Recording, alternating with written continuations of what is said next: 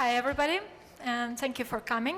It's really difficult to come to the conference right now just because it's a lot of business development around. Still, the theme is really interesting, especially if you are going to promote your game. And in terms of user acquisition, it's creative actually, and banners and video.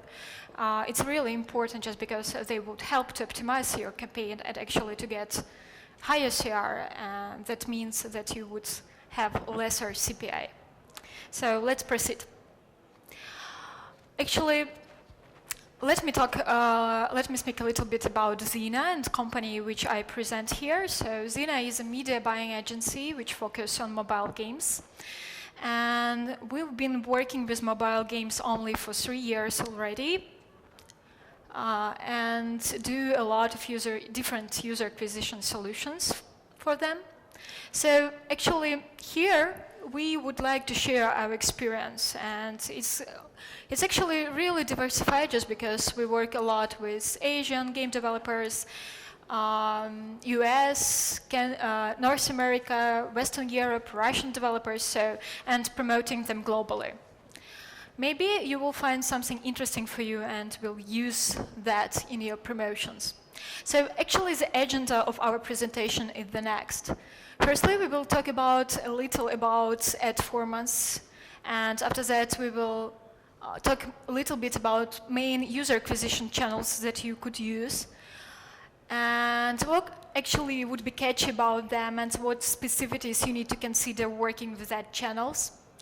After that, we will talk about actually creative efficiency and how it would impact your KPIs in terms of user acquisition campaign. And of course, we would talk about some tough stuff like misleads, which you need actually. If you even don't like them, you need them. And of course, we will provide some recommendations based on our cases. So firstly, let's review a little bit ad formats. And you know that there are a lot of ad formats which you can use to promote your mobile game. And most of them, excluding video ads, it's banners actually. They could be static, they could be interstitials, pop-hunters, expandable, redirects. You can use everything, but works actually, and they work differently. For example, interstitials works really good for games. It's not very, how to say, white method to promote your game. Still, it really works. And in terms of conversion rate, it would be higher even compared to video ads. So it would be like 3 times higher, the conversion rate. Talking about video ads, the conversion rate could be lesser than from banners, but the paying user, for example, percentage could be higher. Just because they see, especially when you show them the gameplay, the real gameplay of your game, you could attract whales. Just because they see what they could expect from your game, and they are already attracted. So they are ready to spend some money in your game. Still, actually, the rule is simple. More viewable, more valuable.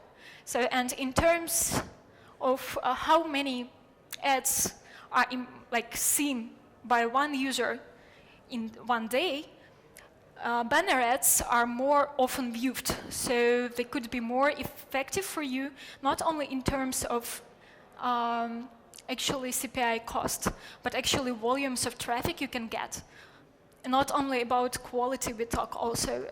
We do a lot about KPIs, and working a lot with KPIs, and of course quality differs from different ad formats, but still banners would more seen by your users, so you can get more volumes. And this actually share video ads to all other ads impressions by country. You can see, for example, in US, the share of video ads is not so big. So it would be more useful for you and more actually applicable to use and to apply to banner ads. So actually, talking about main user acquisition channels and which performs better, So there are like two main sources, traffic sources. It's social networks and mobile ad networks. And if we are talking about social networks, Facebook, Instagram, my targets in Russia, Snapchat, which I highly recommend you to use just because it's new traffic source, and it's actually, there are a lot of audience which expect your games to be advertised there. It's more like wide traffic. It's better to work with those channels just because there are really great opportunities to target some specific audience, not only by geo, by device, but by behavior, by interests, by lookalikes. And talking about mobile ad networks, there are a lot of frauds. Yeah, we need to admit that. And targeting is not very well. Still, these sources are used just to minimize your CPA cost just because the traffic is cheaper than from social networks, and you need to know that. And of course, all those channels, and considering the specificities of working with them, they impact actually on how you optimize your campaign. So what's the catch, actually, if you are talking about social networks, and what you need to consider is that there are some standard size of creatives, and you would not do something unique or extraordinary. You can do that. So there are strict moderation, so you couldn't do, like, I don't know, very attractive girls without cloth. It wouldn't be forbidden. So you cannot get higher CR here just because of that. Text messages, you can use text messages, and this actually could increase your CR really dramatically. So one more point which you need to consider, that sometimes text really has a really great impact on your potential user. And once targeting, call to action buttons are already built in, and for example for Facebook I recommend to use play game. Not install, but play game. This was better. Some unique ad formats as carousel, you know, that exists in Facebook, and it actually works, it's really efficient. And here is the primary goal of those KPIs is step-by-step creatives and beats optimization to get the most relevant users. So step-by-step creative optimization, it means that you need at least 50 or even more creatives for the first stage of your campaign. Some of our campaigns has 120, 150 creatives only for one stage, only for the first stage of user acquisition campaign, just to optimize and see which performs better, which gives you better conversion, and which works better with your potential user base. So actually how it works, how it's seen. You can see some creatives here, some samples of creatives, and you see that we, for example, for Facebook, it works better when you show your gameplay in the phone, on iPad or on phone. And it's actually works really good. And for Instagram, it would be better just to show your gameplay, nothing else. It works better. I need to say that, for example, for Instagram, mid-core and hardcore games, it would be difficult to promote hardcore and mid-core games in Instagram. It would be better to promote casual games. The audience are more female in most cases, and it's a little bit more casual in their preferences and behavior, so casual games could work. About, for example, for this specific campaign, Facebook was really successful, and Instagram was not successful. Still, this banner worked better than others, so you can just take a look at it. And here is Одноклассники and Контакте, which you can target from my target. And actually here, we present the creative, which worked the best of all and got 1,000 downloads in 2 days only.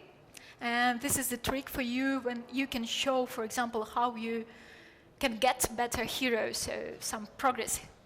You can smash them or mix some stuff and get the better hero. So this creator works the best, not only for this game specifically. This is like Knights and Dragons by Gree, which is our exclusive partner, and we promote exclusively them in 6 countries. Still, that approach works worked not only for them, it works mostly for all RPG, action RPG, MOBA, card battlers. If you have that option, you can use it. I would swear to you that conversion rate would be higher than 7%. It would be higher. So actually, but Facebook and actually social networks, it would be harder for you to get the traffic just the competition, like the traffic is really quality, but the competition is really high. And if you're talking about some big spenders, like big companies which spend a lot of money, it would be difficult for you to get really low CPI. So you need micro-targeting, you need really good work with creatives done, and you need pretty good budget to start advertising there. For example, for Facebook, I would recommend that, for example, for US, if you want to get to US and you want to use Facebook, the most recommendable budget to start with daily would be like $3,000, and then you will get enough traffic, really quality one.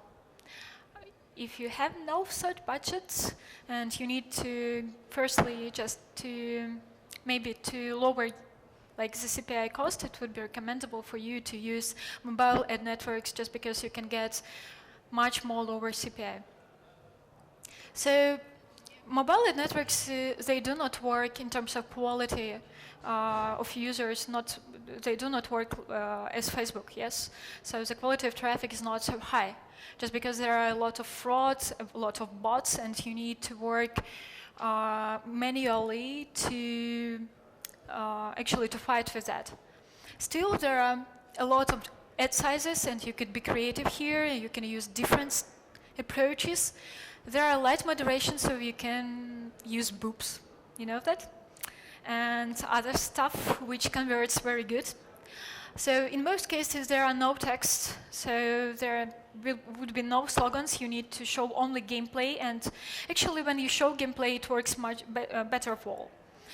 And low targeting possibilities, so I would recommend, for example, to use some tricks and approaches, for example, to measure at which time you attract users which pay you more. For example, you have 24 hours, 7 days in the week, and you need just to start the campaign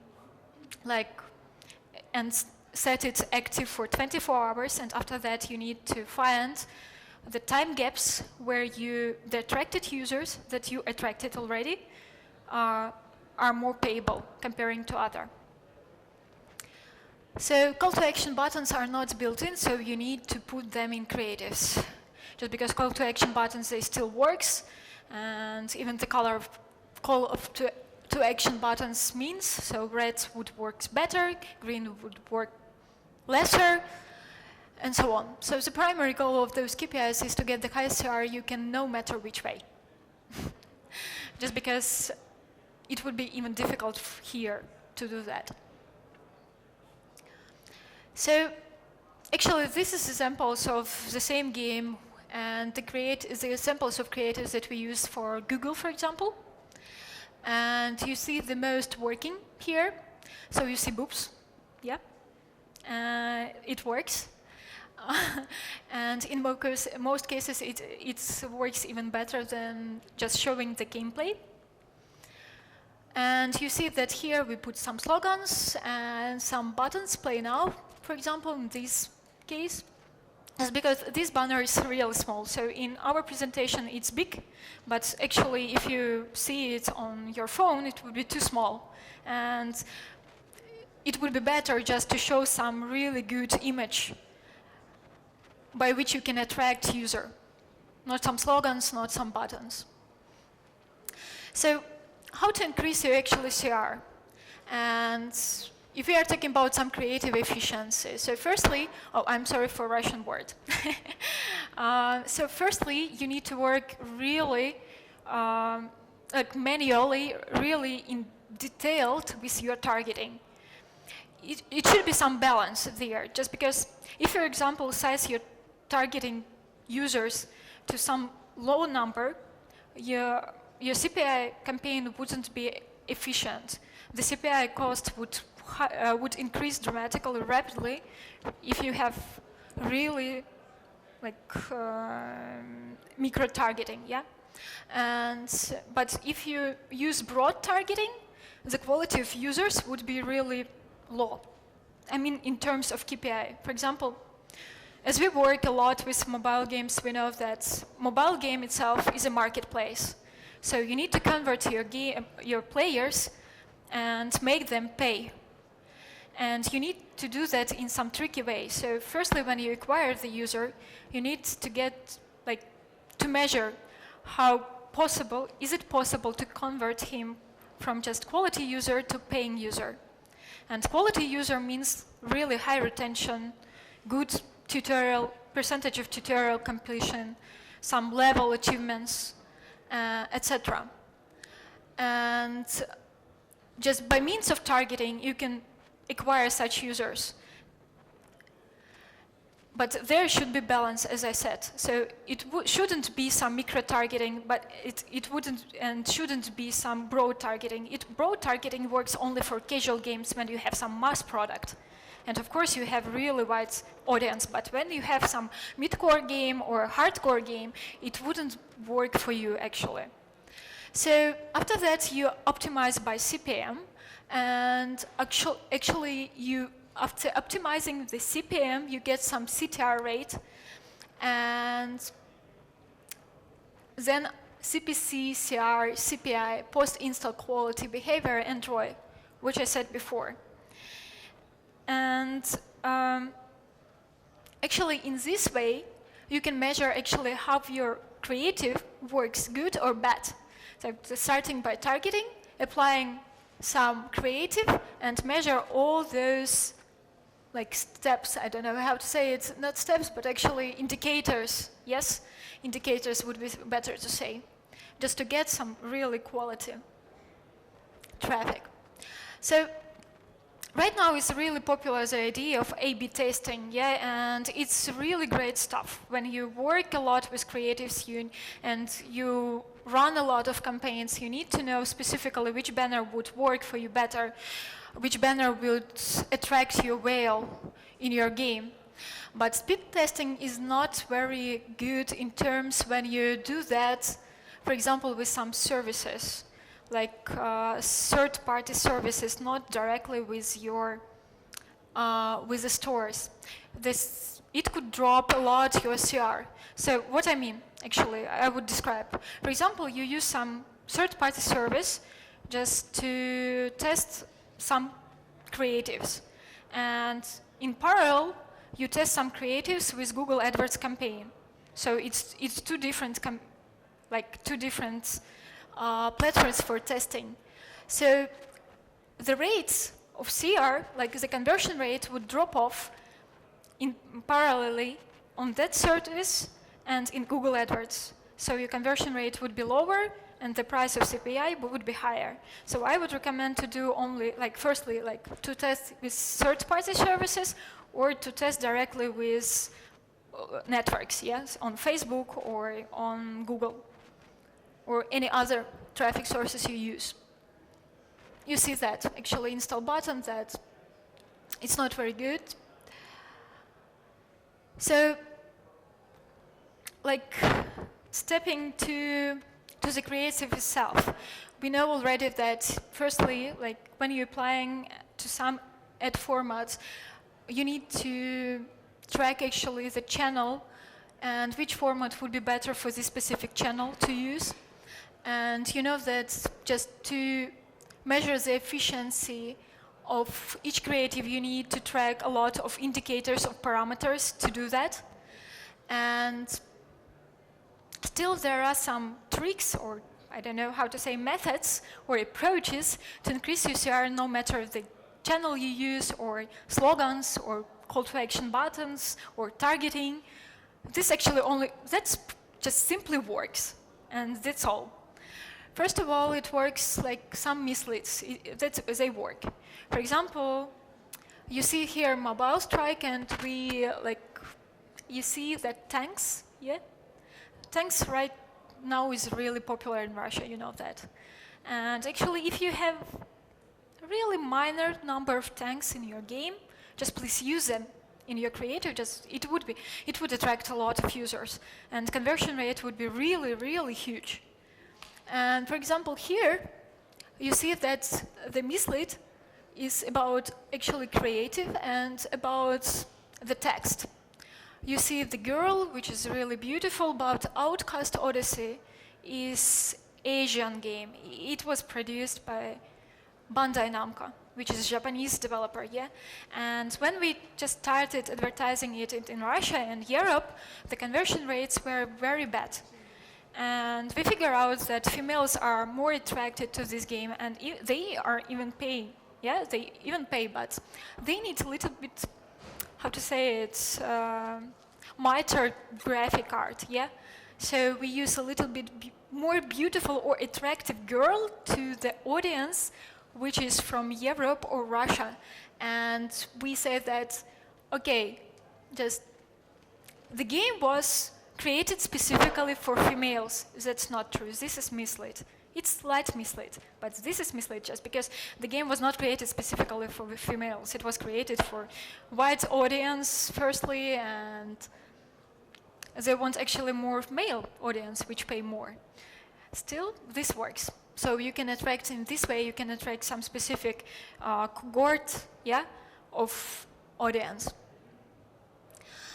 So tough misleads, and that's what's not works. Actually, tough misleads is bad idea.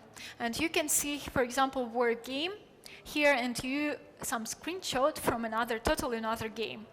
And why that doesn't work? Just because when actually a user gets inside your game and he or she sees another gameplay, another graphic, another setting, it would be too bad.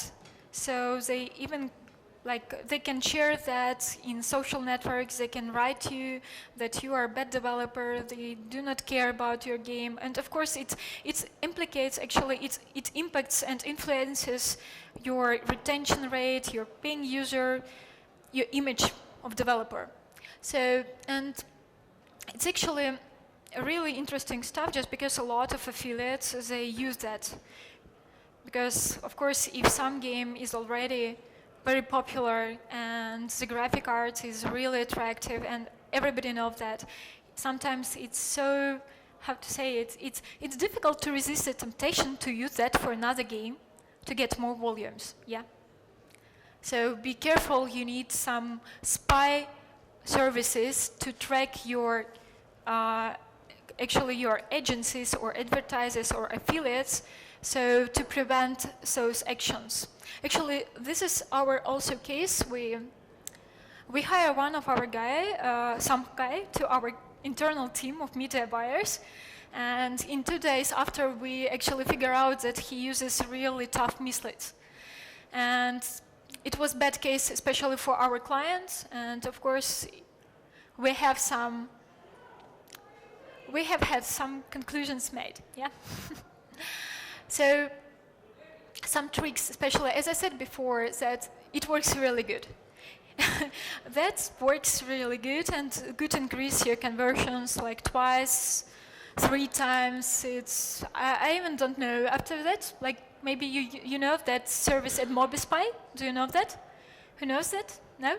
This service helps you actually, and you can track with this service a lot of creative and banners that are used by different companies, agencies, direct advertisers, affiliates, which works really good on the market.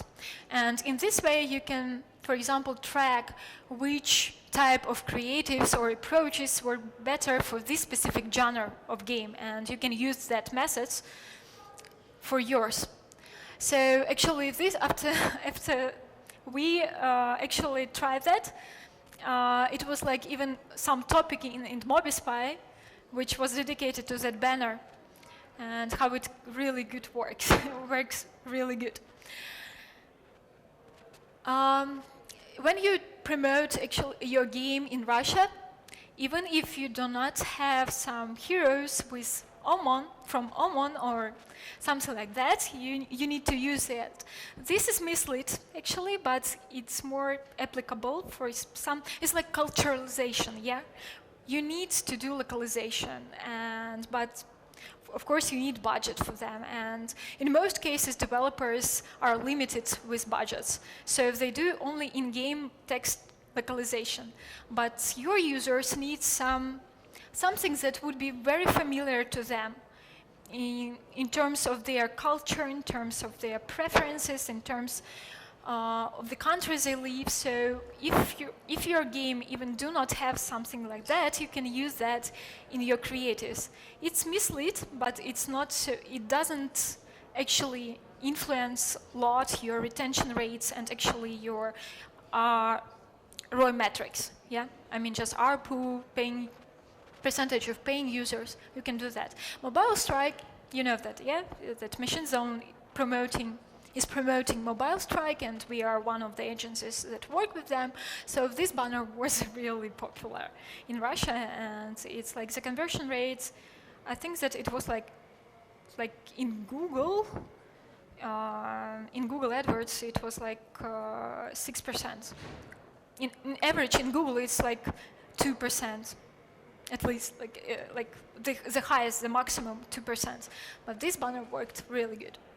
So this is a screenshot of gameplay and just one of policemen from Russia. So tanks, even more tanks, yeah. This is the trick which works this year specifically, just thanks God to World of Tanks. Okay, one another. Okay, this works too. This works even better. So it's like, maybe if your game is just about some dolls and puppies, I would recommend to use tanks to advertise it. And just a few more tricks about creatives, that the quality of creative does not correlate with the quality of audience you can attract by it. And you need to know that. Sometimes grammar mistakes could help you attract even more audience and more users than if your banner is really good one, like in terms of grammar quality, just because not all of your users know grammatic very well. So sometimes misspells could help you. What are more to consider? Yes, I will just back to some specificities about some countries. For example, in Russia, when you go to enter Russian market, it would be better to use banners or creatives which shows directly only gameplay. So you can put only screenshots or print screens of your game. And it would work better than really high quality art. Trust me. For example, we have the case with Gumi. We were promoting their Chain Chronicle, maybe you know their game, yeah? So Chain Chronicle is totally typical actually Japanese game with art, with gameplay, with actually setting. And the situation was not very good at the start. Still, when we use, like, we created the video which was like the number of screenshots and music and logo in the end, and creatives which shows only gameplay, and the CR was really great after that. If talking about like US or Western European market, it would be better and recommendable for you to use really quality art. Maybe show some key figures in your game, key heroes, characters, something like that. So it was interesting, actually, case also with Gree, which I mentioned before, that when we were promoting their first game in Russia, they were insisting on using their banners, which were very popular among their user base in US. So when we created our own creatives, and they were very bad quality, like Gree was, they said to us after that that they were actually like very confused, and they thought that our experience and expertise is not very high, not so high as we thought actually before. So, but when we showed them the report, our creatives performed much more better than their. And this is the difference between audience. So one more time, in Russia it would be better just to show your gameplay and nothing else. And in US it would be better to use some characters, like Clash of Clans, like characters that have something crying, you know, like that. And if you are talking about Asia, you can use boobs. It works always. And of course, you can, like, in terms of putting some slogans, I mentioned before that slogans could work a lot for your creative and actually increase your CR very well. I would honestly do not recommend to use your words free, just because, like, for free, you know? We use it very often. Just because a lot of games are not free, actually. They are free to play, F2P, and a lot of like users, they have like some negative experience about that. So if you do not mean your game would like going to be totally free, just do not use that. It's a bad idea.